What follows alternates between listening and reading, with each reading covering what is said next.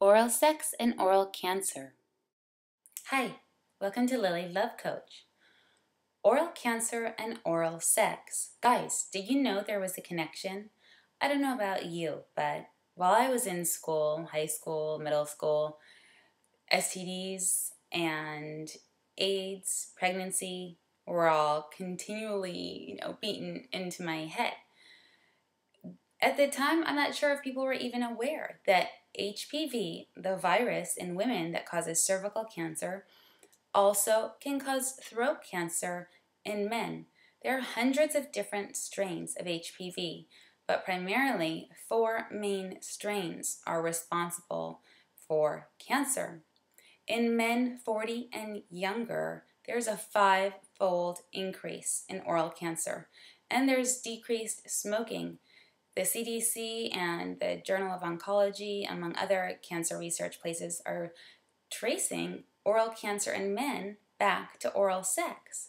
So here you guys are, super sweet. Many of you love getting us off, giving us oral pleasure, showing us what amazing lovers you are. And little did you know, you can really be putting yourself at risk. HPV is so common. 1 in 3 or 1 in 4, I believe 1 in 4 people in the U.S. has had it at one point in his or her life. Often symptoms aren't detectable, but in those severe cases, throat cancer, guys, oropharyngeal cancer, it can be really detrimental, obviously, to your health. There was a 20-year study ending in 2004, 271 participants. Throat cancer surged from 16 to 72%.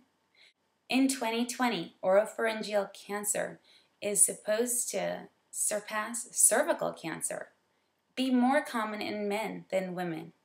Not to scare you, but research shows that if you've had 1 to 5 oral partners, you will have doubled your chances of getting throat cancer. If you've had more than 5 oral partners, your chances of throat cancer increase by 250%. And for the HPV 16 strain, your chances have increased by 750%.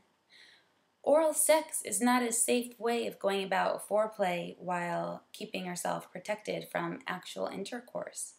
It's a real issue to be careful of. Cervarix and Gardasil are 2 vaccines that came out about 5 years ago. They suggest them in girls 9 to 13, and the studies have been done on women up to 26 to prevent cervical cancer. And the results are positive. They're also suggested to be used in boys to prevent anal warts or genital warts. The research is still out whether or not it decreases chances of getting throat cancer. And over the age of 26, there's current research happening. I don't know why they ended at 26. Maybe they thought at this point everyone would be married or monogamous. But do your own research, guys. I mean, maybe even over 26. I know people who have gotten the vaccines. They don't even know how long that the vaccines are good for. So really, take it into your own hands or mouth to protect yourself. Thanks. Oral cancer. Be careful, guys. Oral sex is not a safe form of foreplay. Oral sex seems to be important to a lot of men. Ask yourself the following questions. Why do you think giving oral is so important to you? What would it mean if you didn't?